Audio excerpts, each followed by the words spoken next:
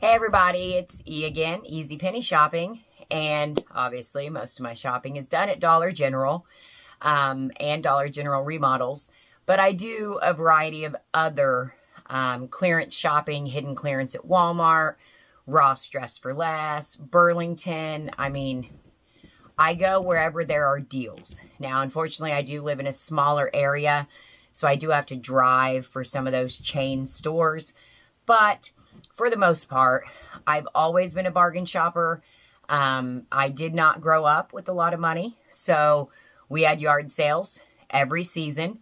So I have been selling my stuff since I was probably 6 years old, and I knew that if I let go of that stuff, then that's what got me my new school clothes. So I've been shopping clearance racks and such like that for as long as I can remember. So when I came across penny shopping, mind blown. I couldn't comprehend. But then once I got into it, it was like, wow, this is real. And this can help not only myself, my family, my friends, but this could help my community. This can help people all across the country.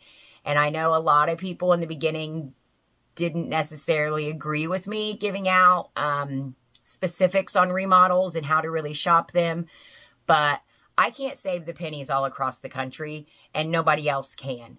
So I think it's very important that we spread the word so that we can get as many pennies as possible to help thousands of people in this country. There's a lot of people struggling, have always been struggling, but it has gotten worse. And I think that this is something that we can do to give back. It not only helps us, but it helps others. I've never been able to donate as much as I donate. If I had to pay full price for this stuff or even half price, I just don't have the income to be able to donate that much stuff.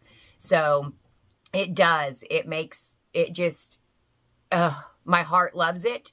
My family loves it. Once they got over the initial, oh my gosh, she's a psychopath penny shopper. But one thing that I really wanted to do once I got good at this was the blessing box. And it was just something that I had seen in Terre Haute.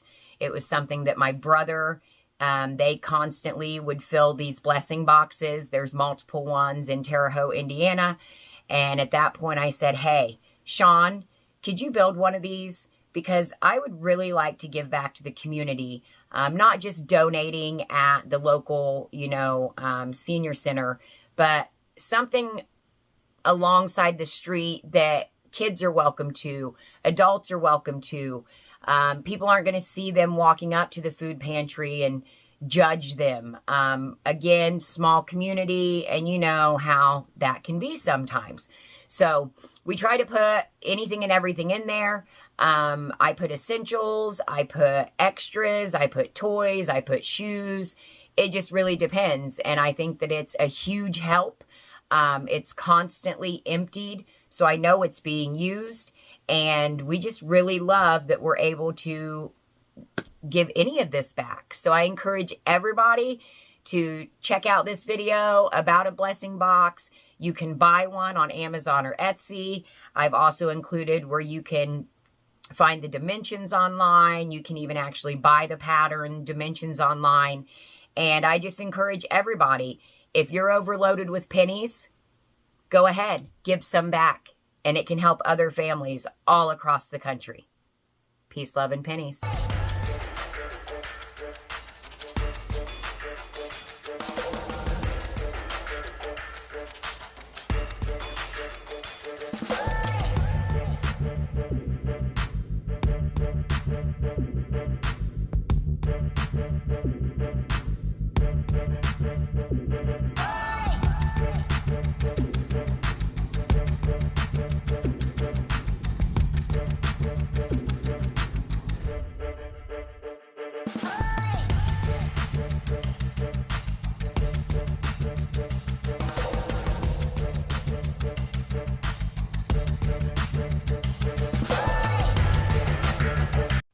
Want more live chats and more Dollar General stories? Please subscribe to Easy Chit Chats. And we're back on track. Make sure to comment below with the state you shop in for a chance at free remodel locations. There will be a weekly drawing through Super Sunday Sweep with Miss Carrie. Hey everybody, E here, and we're gathered today to talk about the Penny Blessing Box. Obviously, I've got some examples just of things that we put in the blessing box, but I'm so excited that I've been able to push this out on a national level. We've already had other members that have built ones, and clearly I did not come up with the idea, but after shopping at Dollar General so long and penny shopping, I became penny blessed, and I wanted to share that as well. And a friend of mine was on board. She was A-okay with putting it on her property. I'd say that's the main thing. You have to have it on private property. As far as in our town, they would not allow it on public property. And, well, we were also told, you know, our town had a food pantry and they did different things, so they didn't really need it. Well, it gets cleared out within a couple hours, so I think it's definitely being used. And this is a before and after to show exactly what it looks like each time we fill it up. It's pretty much bare. And it really doesn't matter what time of the day or anything. It goes fast. I think of this as a way to help anybody and everybody. Obviously, there's no income requirements. It's not just food. I put in a number of other things. You'll see that I, sit out totes of shoes. Based on seasons, I'll put out different things, different pennies that I have. Anything that is helpful. I stay away from adult medicines because we don't want kiddos getting a hold of those. But anything else is pretty fair game. We also luckily had the community garden, and they started donating to the blessing box as well, so people could get fresh fruit and vegetables even. So a good place to start is just going to Google, and this is how we started researching it. We just knew of these boxes in Terre Haute. So I Googled blessing box. And then I go to images at the top, and you can start scrolling, and, people are selling these online, but then also you can get so many great ideas of how to set one up. Sean and I looked through all of these. We kind of picked out, what we liked about one, what we liked about another, and then we kind of just combined it all. We thought that one thing was the swing door on the top would be easier to maintain versus doors on the sides in case, they were tugged on hard or etc.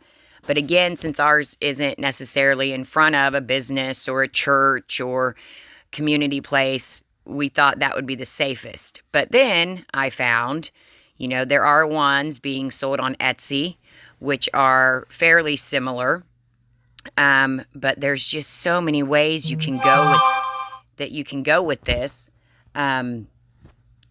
You can paint them anything you want to paint them. I mean, you can really make these stand out.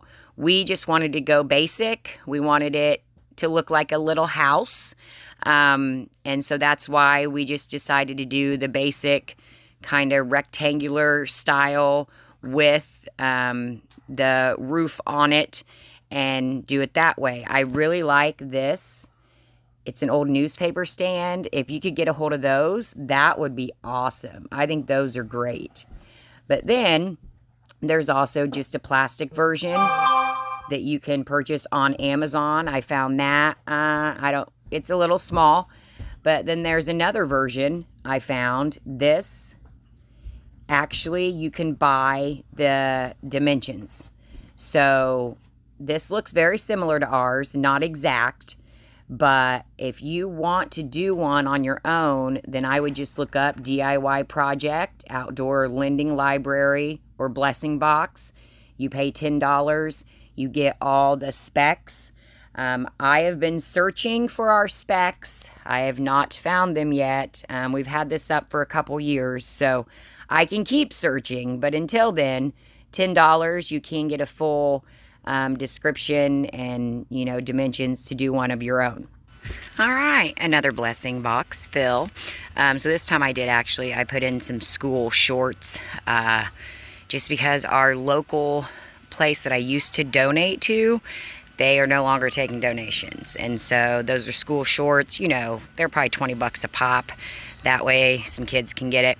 But I threw in some cough drops, big packs of toothbrushes, individual toothbrushes. A lot of the Oral-B ones we get go in here. Some of the Kool-Aid and Kool-Aid mix, Hawaiian Punch that I got at that remodel. Some of the juice pouches. There's some pudding back there. Some light bulbs because I still have a ton, so I put those in here. Some hair colors, some random stuff, pair of shoes, some of our face masks, and then we always keep sacks in it, so then that way people, if they want to sack their stuff up, crayons. Yeah, that's about it. So there you go, another blessing box fill.